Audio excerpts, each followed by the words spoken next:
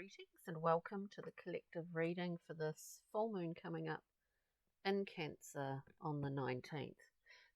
I'm reading something just randomly here out of one of my favourite books, which I hope that looks the right way and not backwards. I'm sure it does for you.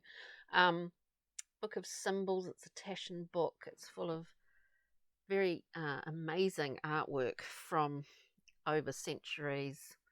Objects of antiquity over centuries, amazing photos in here, and also quite lyrical and symbolic, obviously emphasis on explaining plant, animal life, human body, objects, all sorts of things. It's one of my favourite books, so I just randomly opened it and we get the boat. I'm just going to read the first little bit. We get the boat for this new moon, full moon I should say, in Cancer. The boat immediately evokes a passage and the containing vessel that carries one over watery depths. The soundness of the boat is important because its integrity comprises a boundary, sometimes between life and death, and for this reason, in most cultures, boat building has been surrounded by ritual practices, taboos, superstitions that have to do with the tension between forces that function to keep that boat afloat and those that would submerge it. The basic form of any boat is the empty space it contains as well as the cavity it makes in the surface of the water. The boat's resiliency depends on the small incursion into water's domain. I think that's pretty appropriate for this full moon in Cancer. We've got a shortened Celtic cross face down on the table, or on the table as it is here right now. So let's get into it. This is a general reading for the collective today. Okay. For this full moon. Buzz off, fly. Let's see. Central point. We have the Fool crossed by the Princess of Swords. We see in the central point. Now, I haven't looked at the basis of this. You know, there's a need for taking off, whether we're taking off on a new journey of sorts, maybe in our own little boat, you know.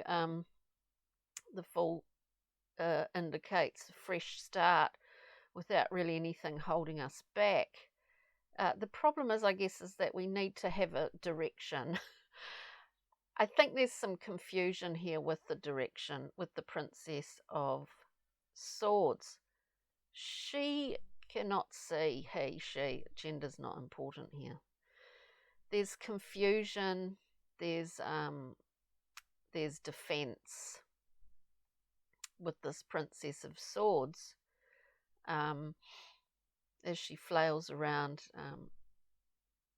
protecting herself from some kind of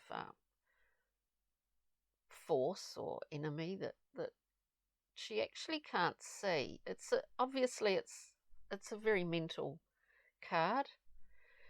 We want to start afresh. There's a level of confusion and difficulty in being able to take that first step. There's a real great confusion here. The basis of this is the Eight of Swords, another sword card. Buzz off, fly. Limitations. I think with this Cancer Capricorn contrast, you know, polarity. Look, and there's other things going on planetary wise too that make for quite a confusing time, I do feel, or a sort of tug of war of sorts. Figuring out what we really do want, what are our fears, what do we have to really overcome. The Eight of Swords is about self-limitation, and it can be very challenging, sort of looking at things in an objective way knowing that we need to overcome something here. It is quite intense. We look at what's recently passed, which is the Seven of Discs. This is a card of review, and it's a card of questioning what you've done in the past and how that's brought forward what you wanted, or how has it not. It's pretty interesting. The Seven of Discs. Did I say Seven of Discs? Yeah. Seven of Discs is a card of reviewing that, because we are taking off in a new direction. But of course we're affected by what has gone on in the past. So we need to, I guess, I'm just talking generally here, see that the past is past. We're not still in the past. You know what I mean? We're in the now. It can be very difficult trying to overcome self-limitations that are habits of old. Current position, we have the Two of Wands. In the Thoth deck, it's called Dominion. It's a great card because we know what we've got authority over. We know what we have control over. It's largely just us, ourselves as individuals. So that's kind of a relief, isn't it? Dealing with some hurdles or some blockages here in order to pursue a path that you want to go on. You know what you have control over. It can be just the most simplest thing to start with, instead of getting overloaded in the Eight of Swords here, which is the basis of this reading. Moving forward, this is great. Moving forward, we've got also here, I'll go through and clarify, we've got a journey map and a Kim Cran's animal spirit card face down as well. Moving forward, we have some release, and I say release and relief here. We have the beautiful Sun card.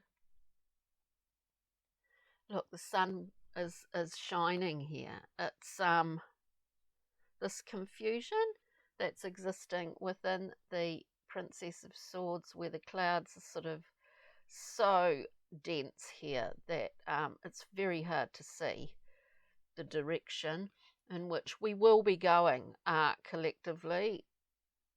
And if you want to take this reading as sort of, if it relates to you at this current time, then it does.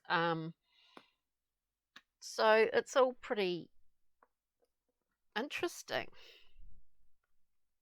And the things that we find when we do, the things that, maybe sometimes a penny drops when we're doing a review and we think, all right, so I'm going to go about this new thing or this next step in a slightly different way, with a slightly more understanding of what I need, of what I want, of my own motivations and intentions. The Seven of Discs holds a lot of information for you. So let's go through and clarify. And thank you for tuning in. Let's clarify here. Let's have a look at, well, we know the Fool's taking off on a new journey. So when I was just looking at that central point, we have the Six of Swords. I don't think the confusion is going to be everlasting, as nothing is. We get the Six of Swords, a card of real mental comfort and clarity, actually, the Six of Swords, because we know we're venturing into a calmer period, a new place, maybe, traveling maybe a little bit more, but a calmer, more conducive, not only mental state, but, it's the metaphor for that beautiful and being guided in that too. It's usually this figure that takes the woman and child, because it usually is, or it could be a man under that cloak, who knows. Gender's not important, but it's the guidance factor that is. Can we have a look at the princess? The Princess of Swords. We have the king coming out. The princess is not going to be in that state for too long. Collectively, we won't be in that state for too long. The King of Swords comes in, sweeps through, allowing us to see truth, what is really true, and move from that point onwards, So that's really good. Fabulous. And of course, the Six of Swords. All the sixes on the Tree of Life are the level and the point of consummate balance, harmony, beauty, to Pret. A beautiful number, the number 6. What is this? What are these, should I say? Oh, self-limitations. Too many cards coming out. This 8 of Swords, the basis of this reading for the collective. Please. 8 of Swords. For this full moon in Cancer. Okay. Oh, well, we've got far too many.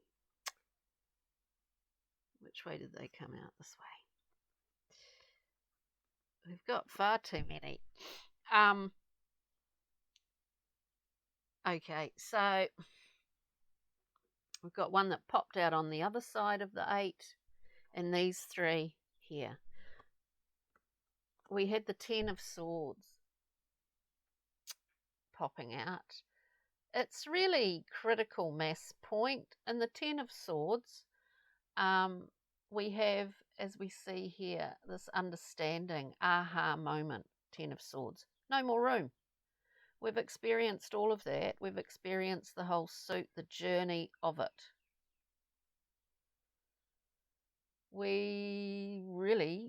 That's it.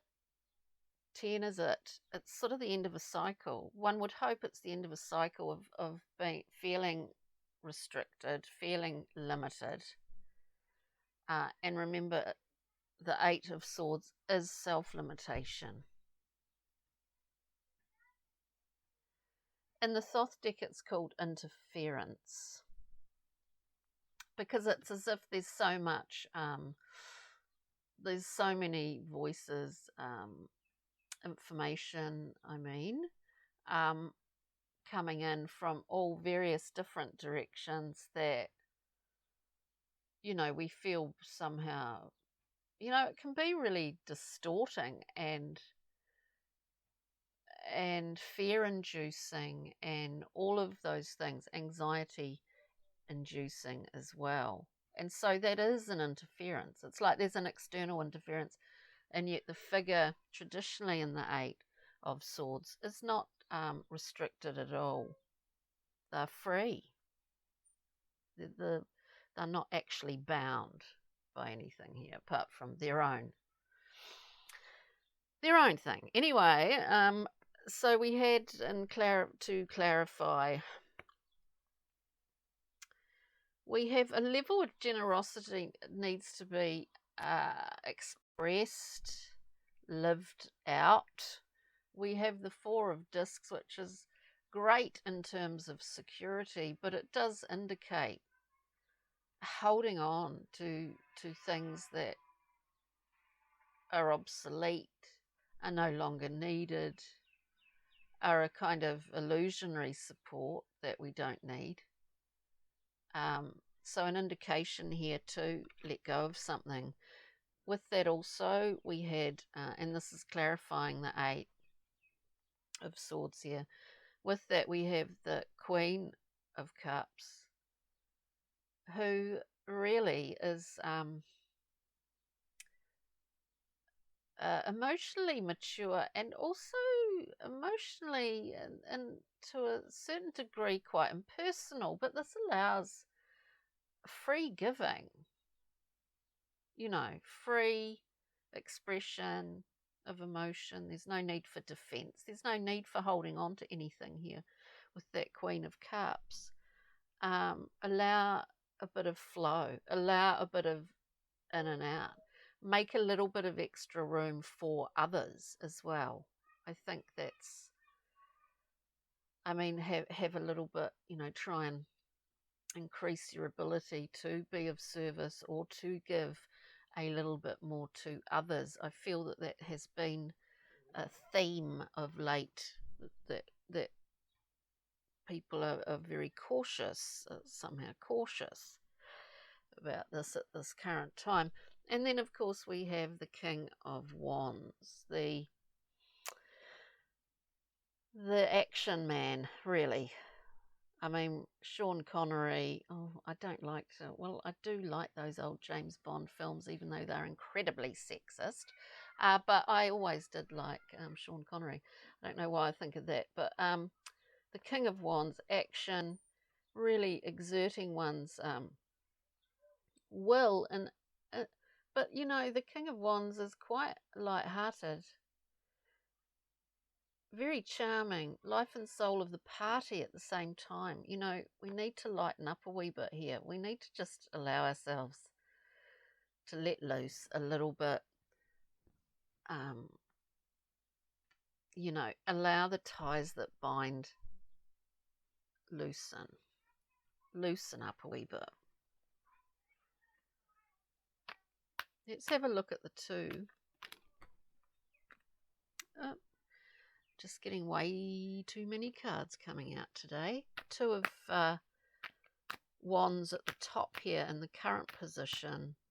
The Two of Wands, called Dominion in the Thoth deck. The Two of Wands, the current position, we know what we have control over. If we've taken the time to be in that mode of questioning our intentions, our objectives, we're not expecting or projecting onto others. We try not to, because we don't have to in the Two of Wands. We're investing in ourselves here, and we see what our investments are, hence what we have control over, how we can use those resources. We're not expecting other people to provide that. So there is a level of self-responsibility in the Two of Wands. To clarify it, we get the Nine of Cups, which is a wonderful, emotionally independent card. We know what makes us happy. We know that we can go forth and do those things or achieve those things that do give us a level of emotional satisfaction. We do this to a large degree, I think, at the moment. We embody this Nine of Cups when we've understood the Seven of Swords within ourselves, because the Seven of Swords is something that we can do to ourselves. It can be about past humiliation and past shame, which is really molded our ways of getting what we want. It can be this. And I was thinking before, with the basis of this reading, with the Eight of Swords, that self-limitation. Sometimes we're scared of humiliation, and we're scared of, everyone is. No one wants to be humiliated. There is something about this, like a level of not wanting to experience those times in the past where maybe we did feel shame and humiliation. This is a huge hurdle to overcome, and to look honestly at our behaviours and what our subconscious, trying to really see in there.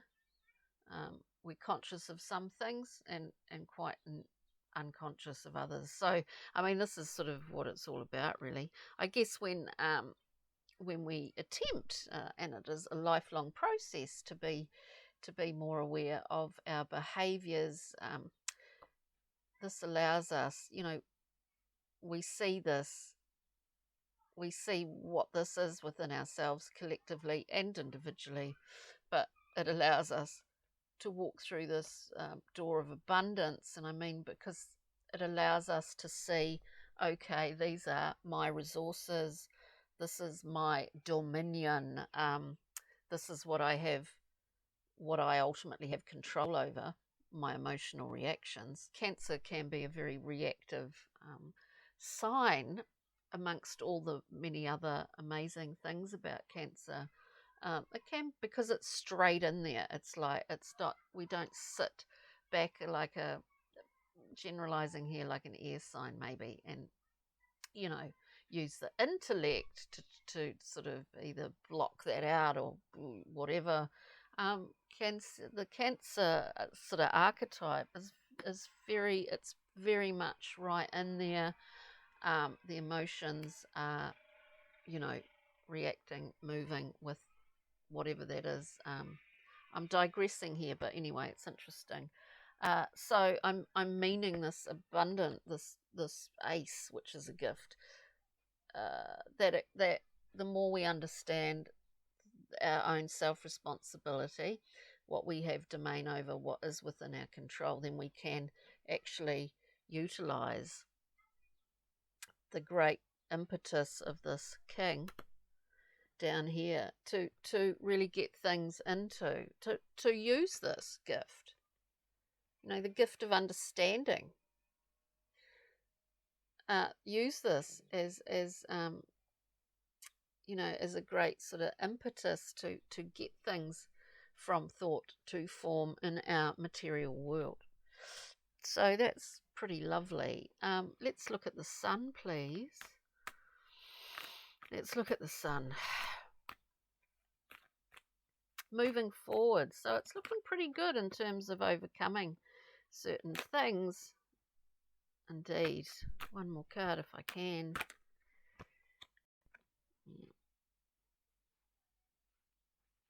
Whatever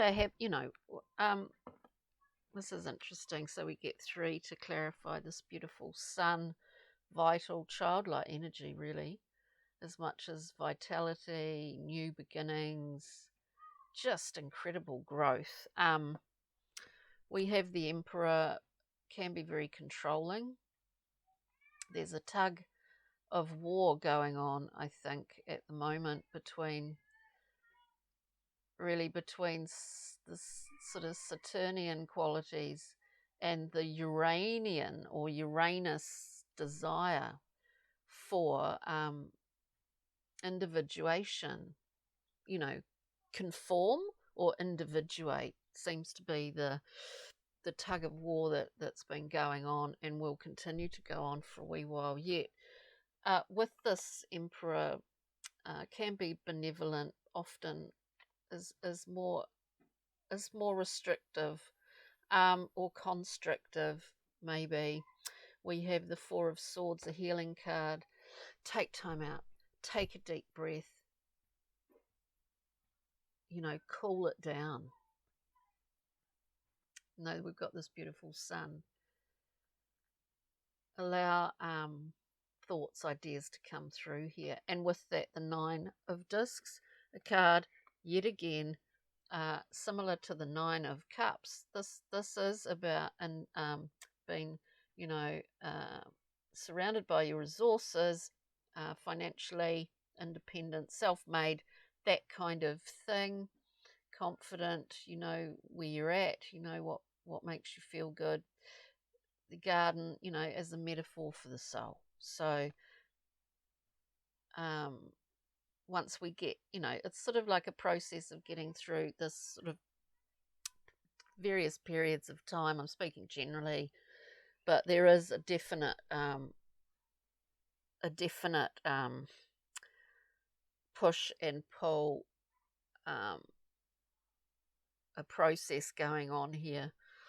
between those structures, or however you want to look at it, Saturn and its, you need to go to A, B, C, and D before you get to E. You need to, yeah, and Uranus, this wanting to just, wow, this amazing desire for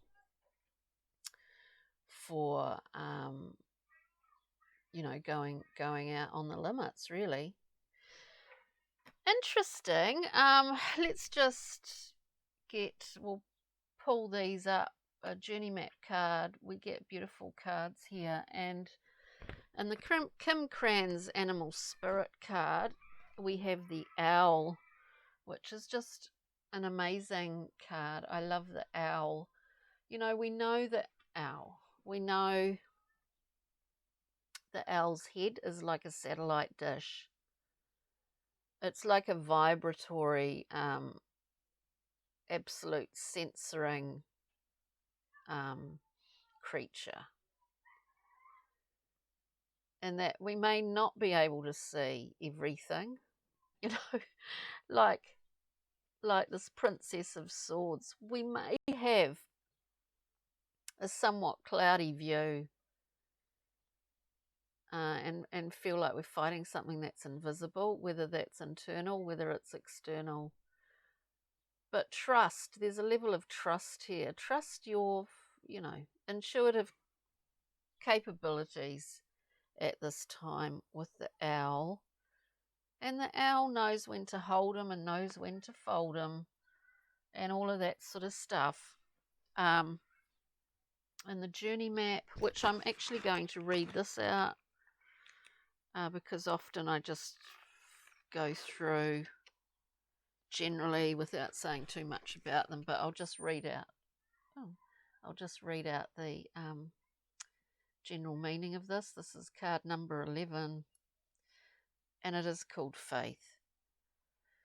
This card asks us to believe in the pathways of light that we all dwell in. Our inner senses, connected to life's source, will always guide us safely when we nurture and foster this aspect of our humanity. When we foster faith, it enables us also to meet others on even ground, letting go of any defense, preconception, or judgment. Well, I think that's pretty appropriate to end on today. I hope you enjoyed that reading for this up and coming full moon in Cancer on the 19th. It happens here in Aotearoa. So thanks for joining me, and we'll see you next time. Chin chin. Bye for now.